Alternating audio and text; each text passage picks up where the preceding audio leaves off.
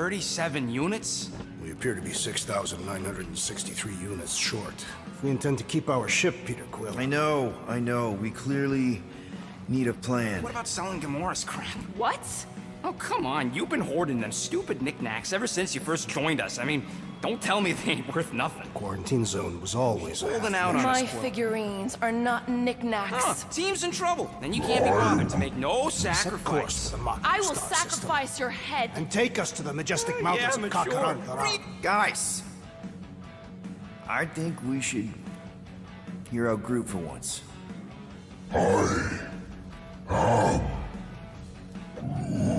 You know, the only problem with your plan is that Lady Hellbender only buys monsters, and you are not a monster. Groot, are you really offering to...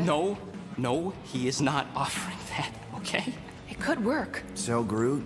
I guess we could bust him out after. Absurd. Lady Hellbender seeks the monster within.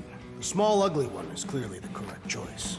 He's cruel, sadistic, and his soul is filthy and filled with rage. I vote we sell Groot. I honestly think Lady Hellbender will go for it. Yeah, well, I vote for not Groot. I also vote for the creepy little beast. 2 votes each.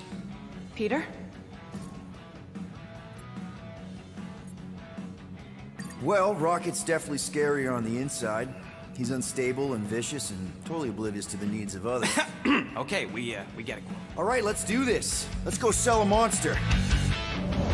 We're not seriously flying into that. They say the weather patterns of Seknarf 9 are tied to the temperament of its ruler. That's not how women work. Or weather. We're flying the wrong way. Nah, he's not flying at all. Guys, relax. Just one minor adjustment. I ever mentioned how much I hate rain? Hellbender's castle isn't even that far. That is not a castle. It is an impregnable fortress. So how do we impregnate it? Ask Peter! Let's just get closer. We'll figure it out on the way. There is nothing to figure out. As beast merchants, we will easily gain access to Lady Hellbender. Good. We've already got a beast. All that's left is the merchant part. Good thing I put on my official merchant costume. There is no such thing. Right? The fact you ain't sure don't bode so good. Whoa! That is some really crazy lightning out there. Never seen anything like it. Meteorological suicide is what it is.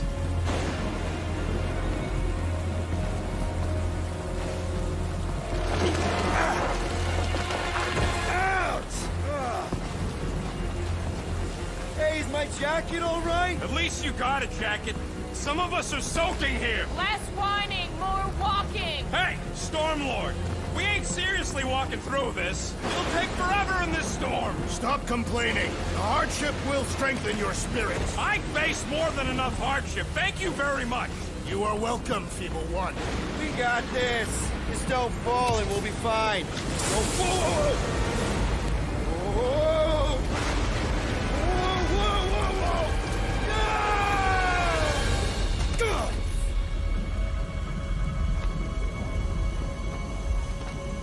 Everyone okay? We should have gone to Mako 4. I would be wary, Rodin. You know what? I survived freaking Half-World. I think I'm scared of some little... It's not alone. Get ready. What are these things? They are amorphous vermin. Shoot first, questions later. Chop them, Gamora! This won't hurt much. Smash them up, Drax! Meet your maker. Steel Boy's enjoying this way too much. This is the local fauna! It's about to be an endangered species. Groot, Hawkeye time! Oh, you, Rocket! Time to go boom! I am eager to experience Lady Hellbender's legendary menagerie. Should we ask them for directions? I'm thinking maybe they are directions. Oh, like a signpost or something. I'm not saying it's an arrow with the word fortress on it, but statues suggest civilization, and the only settlement I saw when we were topside... It's Lady Hellbender's fortress. Dead end. That's just great. It's a retractable bridge. They used them at the prison I was in. Too bad the controls are on the other side of the giant chasm. What do you not have time to dawdle in this jungle? I shall hurl the creature over the chasm so he may activate the bridge. I may activate a hole through your face! Put me down! It'll be fine. Just curl up in a ball. What? Drax, throw him. No! Very well. Peter? It's okay. He'll land on his feet. Ooh. I guess that only applies to cats. You sons of dogs! Scut-busting ass! I am not familiar with these words. Order the beast to do its job. Rocket, come on, man! Ram it, ass face! Fix the bridge and we'll raise your cut by 5%. I want 10! Okay, deal.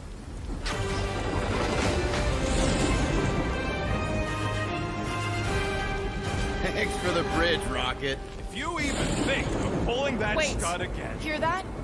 Guys. I got it.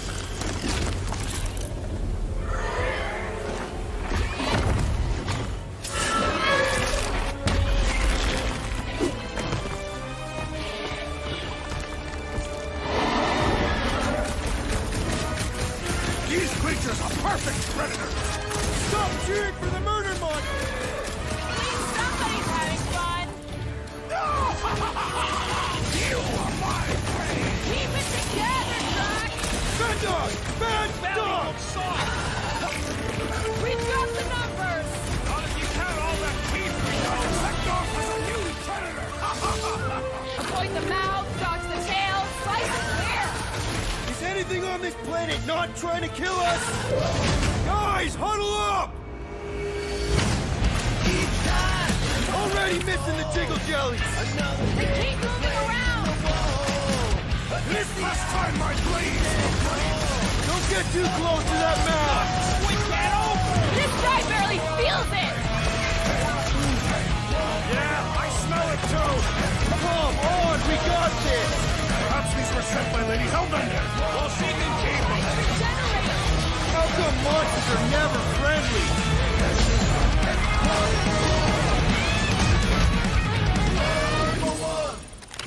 That is definitely in my top 10 fortresses. Peter? Aren't you forgetting something? Oh, right.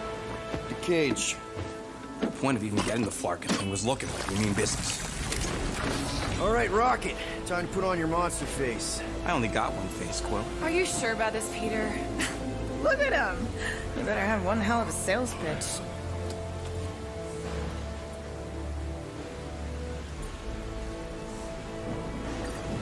Maybe Gamora's right. We should try selling Groot instead. Really? This is an affront to democracy. I just think that we might need Rocket on the outside for this one. Yeah, we noticed. You want to make that call, then you better not mess this up. You hang tight there, bud. When the time comes, I'll get you out of there. Rocket style if I got it. Drat. Gamora, can you help me with No. this? What? Why? To guarantee your safety as our leader. Ah, come on. Don't look at me, I ain't pulling that thing. Remember, buddy, menacing! Like me, only bigger. I am Groot. Not bad, not bad.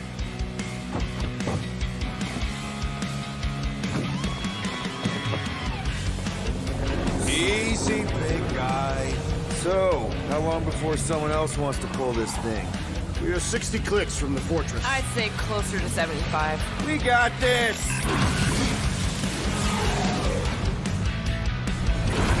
Rocky, what are you doing?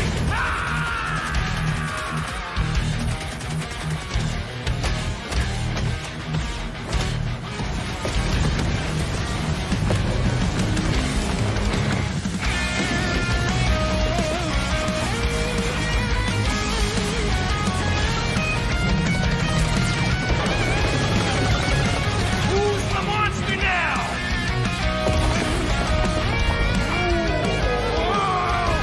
Rocket, what the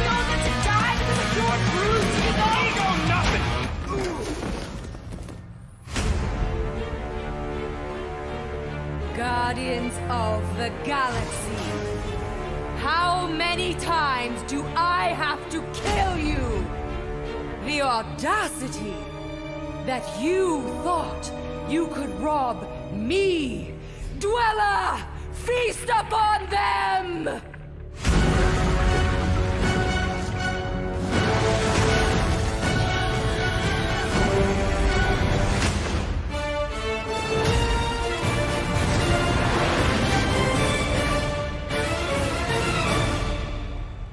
Cosmic characters.